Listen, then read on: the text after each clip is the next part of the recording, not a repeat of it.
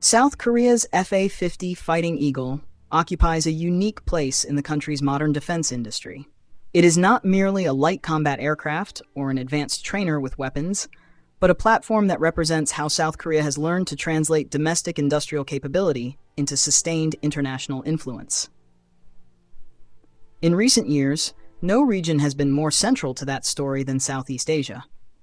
For a Korean audience, the growing presence of the FA-50 in countries such as the Philippines and Indonesia is not a peripheral export success, but a core indicator of how Seoul's defense strategy is maturing beyond the peninsula.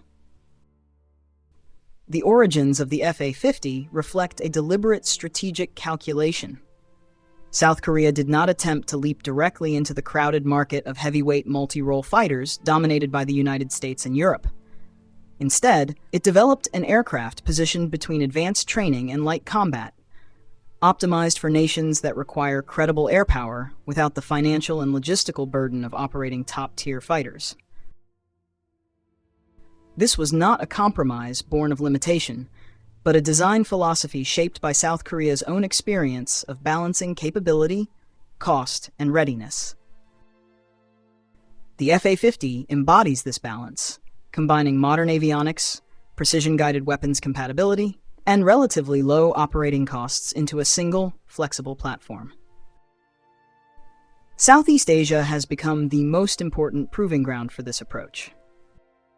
The region faces an increasingly complex security environment, marked by maritime disputes, airspace monitoring challenges, and internal budget constraints. At the same time, Southeast Asian air forces are under pressure to modernize quickly without becoming overly dependent on a single great power supplier. From Seoul's perspective, this combination of urgency and pragmatism creates an ideal environment for the FA-50. It allows South Korea to position itself not as a dominant security patron, but as a reliable industrial and technological partner. The Philippines provides the clearest illustration of this dynamic. Manila's decision to expand its FA-50 fleet reflects more than a simple procurement choice. For the Philippine Air Force, the FA-50 has become the backbone of its jet capability, filling roles that range from pilot training to air policing and limited combat missions. In an environment shaped by tensions in the South China Sea, the aircraft's value lies not in matching the most advanced fighters in the region, but in providing persistent, affordable, and politically sustainable air power. For a Korean audience, this is significant because it demonstrates that a domestically developed platform can operate credibly in a sensitive and contested security theater. Public discourse in the Philippines has largely framed the FA-50 as a practical solution rather than a symbolic one. It is seen as a tool that fits national needs, rather than an extravagant statement of power. This perception indirectly reinforces South Korea's reputation as a defense exporter that understands local realities. Each additional FA-50 delivered to the Philippines strengthens the perception that Korean defense products are dependable, adaptable, and backed by long-term support commitments. From Seoul's vantage point, this is precisely the kind of reputational capital that cannot be purchased through marketing alone. Indonesia represents a complementary but distinct case. Jakarta's relationship with South Korean aerospace development has been shaped by long-term industrial cooperation, particularly through its involvement in the KF-21 fighter program. Within this context, the T-50 and FA-50 family has served as both an operational asset and an industrial stepping stone. For Indonesia, these aircraft support pilot training and light combat needs, while also familiarizing its air force and industry with Korean design standards, maintenance practices, and supply chains. For South Korea, Indonesia is not only a customer, but a strategic partner whose participation enhances the credibility of Korean aerospace ambitions. This layered relationship highlights one of the FA-50's most important strategic functions.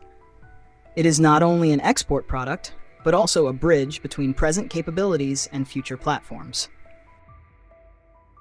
Every FA-50 operated in Southeast Asia contributes operational data, maintenance experience, and political trust that will shape how regional air forces evaluate more advanced Korean systems in the future. For Korean defense planners and industry leaders, the FA-50 is thus part of a broader ecosystem rather than a standalone success. The industrial implications for South Korea are substantial. Each FA-50 contract brings revenue measured in hundreds of millions of United States dollars, but the more enduring value lies elsewhere. Sustained exports support domestic production lines, stabilize employment, and justify continued investment in avionics, sensors, and weapons integration. Just as importantly, overseas operators create long-term demand for training, spare parts, and upgrades. This reinforces South Korea's transition from a country that once relied heavily on foreign suppliers to one that increasingly shapes regional defense markets. Within South Korea, public attitudes toward the FA-50 are generally pragmatic and quietly positive. The aircraft does not generate the same emotional resonance as high-profile naval exports or next-generation fighters, but it is widely understood as a symbol of industrial maturity. Media coverage and expert commentary tend to frame FA-50 exports as evidence that South Korea has found a competitive niche, one that avoids direct confrontation with established aerospace giants while still delivering strategic returns. There is little public controversy surrounding these exports, reflecting a broader consensus that defense industry growth supports national security and economic resilience. In Southeast Asia, perceptions are similarly grounded in practicality. The FA-50 is rarely discussed as a transformative weapon system, but rather as a sensible investment. Analysts and commentators emphasize its balance of cost, capability, and political neutrality. Unlike some suppliers, South Korea is not seen as attaching heavy strategic conditions to its defense exports. This enhances trust and reduces domestic resistance within recipient countries. For Seoul, this perception is a strategic asset, reinforcing its image as a partner rather than a patron. The competitive landscape further underscores the FA-50's significance. In Southeast Asia, South Korea competes not only with Western manufacturers, but also with emerging alternatives from other regions. The FA-50's success suggests that many air forces prioritize sustainability and adaptability over maximum performance. By offering an aircraft that fits these priorities, South Korea has effectively aligned its industrial strengths with regional demand. This alignment explains why Southeast Asia has become such a critical arena for Korean defense exports. Looking ahead, the FA-50's role is likely to evolve. As Southeast Asian air forces modernize further, their requirements will change. Some may eventually seek more advanced fighters, while others may expand their existing FA-50 fleets with upgraded sensors and weapons. In either case, South Korea stands to benefit. The FA-50 establishes familiarity, trust, and infrastructure that can support deeper cooperation in the future. From training systems to advanced combat aircraft, the pathway is already being laid. Ultimately, the FA-50's importance extends beyond its technical specifications. For South Korea, it represents a successful synthesis of industrial strategy, foreign policy, and regional engagement. Southeast Asia is not a secondary market in this story, but a central pillar. Through the FA-50, Seoul has demonstrated that influence can be built incrementally through reliability and relevance rather than spectacle. For a Korean audience, this is the real lesson of the FA-50's journey in Southeast Asia.